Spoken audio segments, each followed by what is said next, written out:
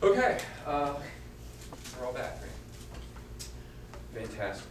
Well, last time we did this together, we did some time traveling, and I thoroughly enjoyed that, and I hope that you did.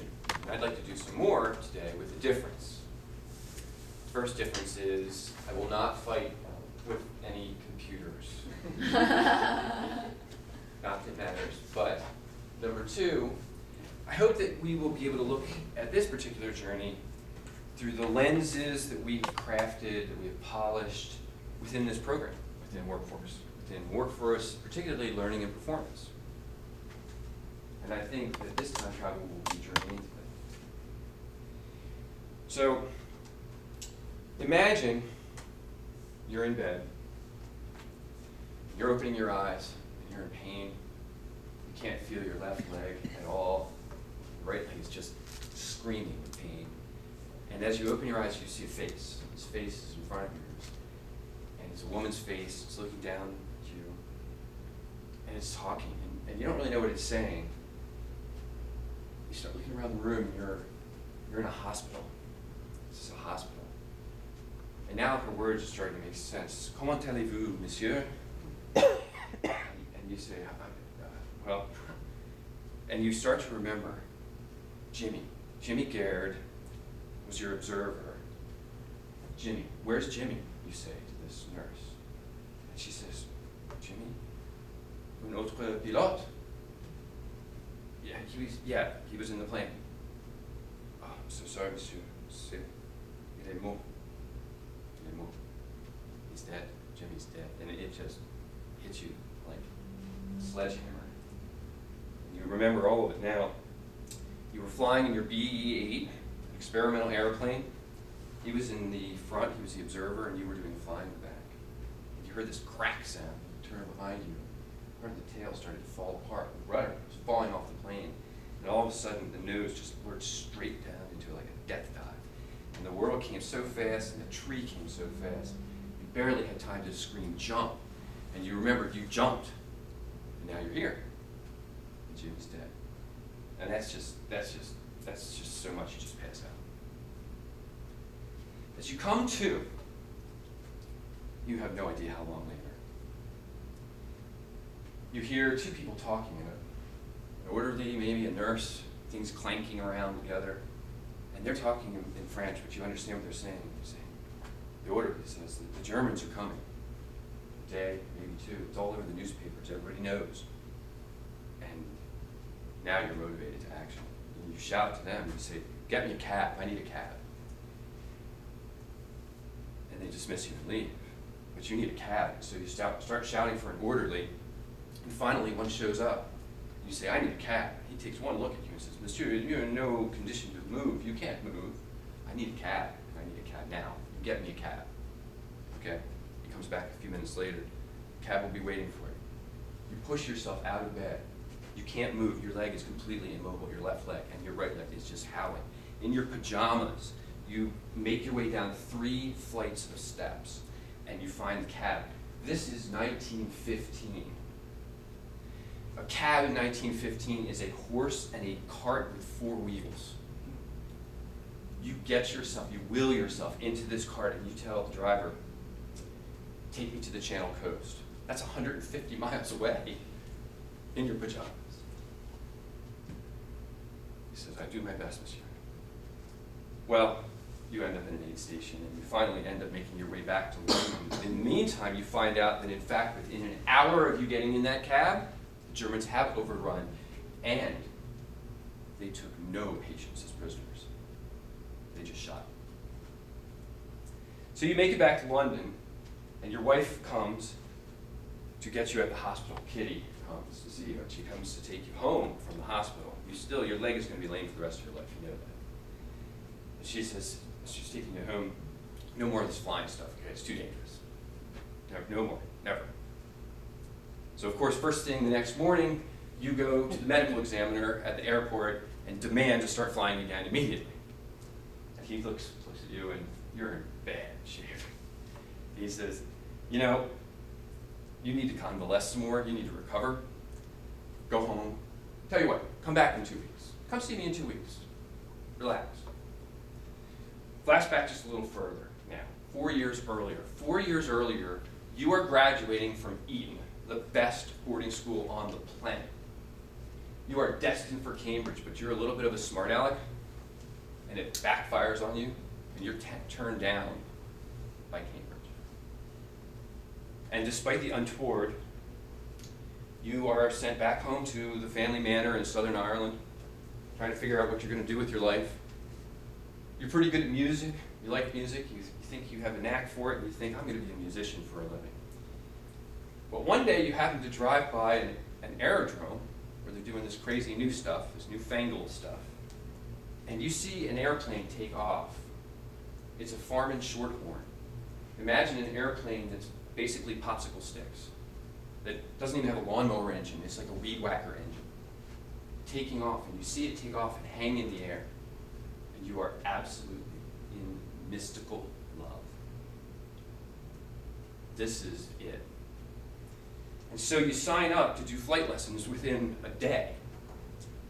In a week or two, you're now flying with instructors, and you solo. You fly this airplane by yourself. In about 2.5 months, you receive your private pilot license. The number on it is number 10. You're the 10th pilot that there is.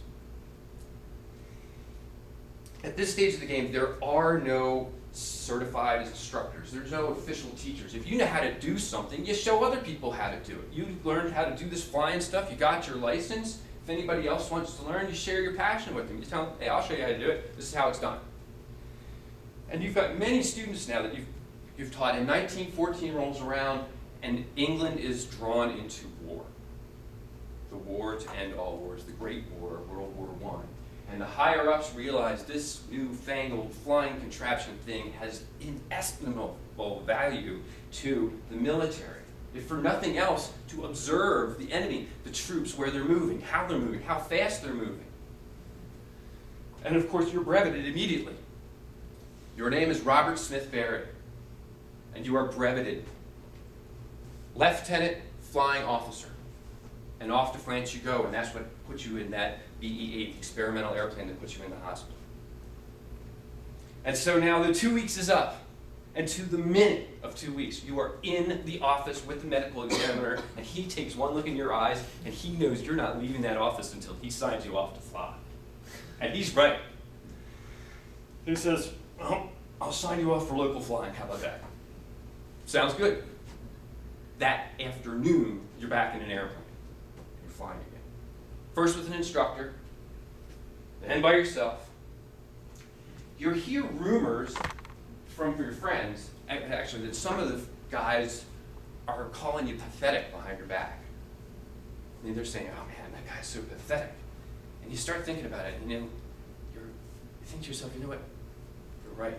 I am pathetic. He says, see, the way you land an airplane then is you turn the engine off at about 1,000 feet in the sky, or 1,500 feet, or 2,000 feet, and then you don't need it anymore because you're landing. So you just glide the thing in, but you're still freaked out.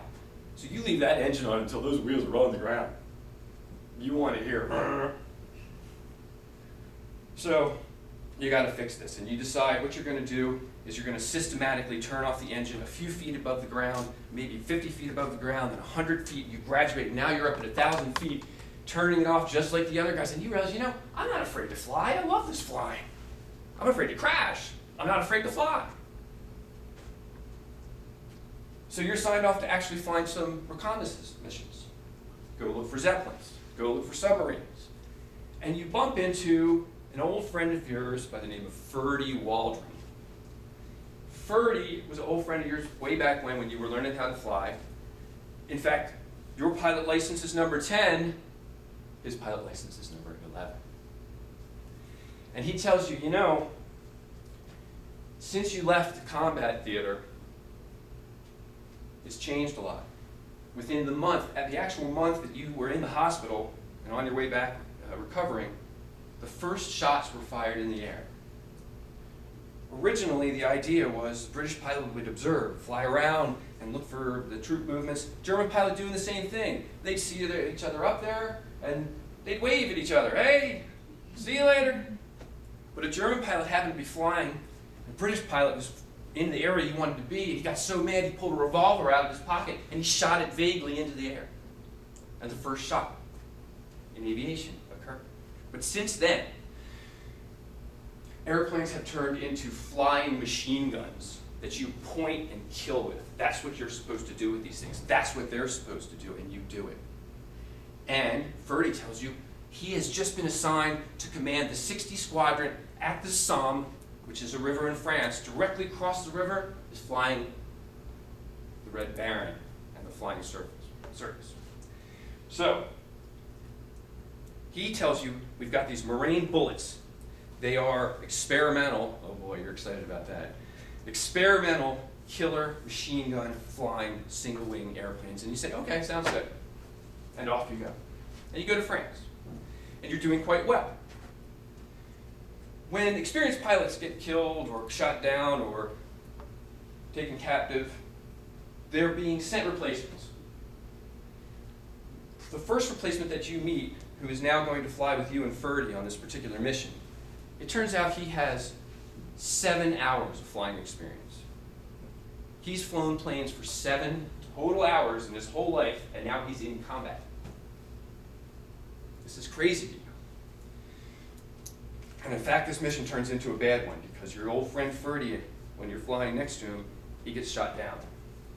He dies in combat that day. And this has obviously very saddening to you, but at the same time, you are now the commander of the 60 Squadron. And replacements keep coming, and they are woefully unprepared for combat. And you investigate into this now because you're the boss.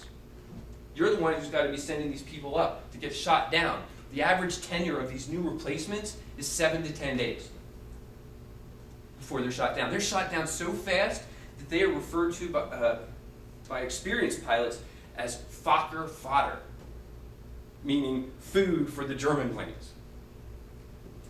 As you investigate more fully, though, you find out that the problem is not the students, it's not these new replacement pilots, it's the training that's being done at home. You find out that, first of all, there are 3 basic flavors of instructors. You've got the type of instructor who is very inexperienced, who is preparing to go to combat, has 5-6 hours, just about ready to be sent out, and then, hey, you got a warm body, you're there, you're going to teach Fred how to fly. The second kind is pilots that have actually washed out of the program, that will never go to combat because they are terrible pilots, and they're instructors, because they're there and they're not going to combat. And the third, the worst kind, are the pilots that are actually on their way back from the front. They've either been wounded and they're convalescing to go home, or they are wounded and they're waiting to go back to the front. The problem is none of these guys want to fly. They hate flying, and they routinely sign off fraudulently on competencies. Hey, I heard you need some practice landing. I'm sure you'll do better next time. Let me sign your book. We don't really need to go fly. Don't worry, I'm not going to bite. So, as you find out more, as it turns out, this training is so bad and these people are so horrible and they hate flying with people so badly that they actually refer to student pilots as Huns. That's the same derogatory term they use to describe enemy combatants. That's what they call you as a student. You're a Hun. Well, it turns out their safety record isn't so good either. You're 80% more likely to die in training than you are in combat. 14,000 pilot recruits showed up to fly. 8,000 of them died in training before they made it for their exciting 7 to 10 day tour before getting shot down. You are fuming, man. And the orders are coming from up top. You've got to push farther and farther into the combat area, farther into the German area. The offensive has to continue. And you pick up a pen and a paper and you write a letter to your boss's boss's boss, the supreme commander of aerial combat in Europe. And you write, this is how the letter starts. You, sir, are a murderer. You are murdering these people by sending them into combat woefully unprepared, and you are despicable in every way, shape, and form. You imagine what that letter did? I'll tell you what happens. As that letter arrives, the response to you is not by letter. It's an immediate phone call. And you answer the phone, and it's General Trencher, Supreme Commander. And he says, what is your problem? My problem is, I stand by my words. This is horrible. This is death. And he says, well, you know, if you think you can do this better, I think you should start your own school. And you say, okay, and you think about it. Why would I do that? How would I do that? Okay, I will do that. There are 2 stipulations, and I'm putting these down on paper. Number 1, I pick the instructors. If you're more likely to die in training than you are in combat, I'm going to take hardened combat pilots and teach them that they bring them back with me, and they're going to do the teaching. And tell them straight out, it's a more dangerous job. Number 2, I write the syllabus. Nobody can tell me how, when, why, when. I do training, I do flying. It's up to me entirely. No one can change it. Trencher says, okay, agreed. And so you set up shop within a month, back home in a little town called Gosport, England, which is right next to Portsmouth, southwest side. You bring your 5 best pilots with you who you trust, and you set up a school. And the first course you set up is going to be for trainers, because you realize that's the squeaky wheel. That's what needs to get done. And you set up your school, and you realize a few things as you're setting this program together. The first most important thing is that the most important people in this entire endeavor are your instructor pilots that you're bringing with you. And you get them all aside and you tell them all straight out, you're going to get students, you're going to get students, you're going to get students, I'm going to have students. You are solely responsible for your students. If there's any smash-ups, any crash-ups, heaven forbid, any fatalities during training in this place, you are responsible for it, and I will not micromanage it. You train the way you think you have to, pursuant to a syllabus we agree to. That's it, you're in charge. Second,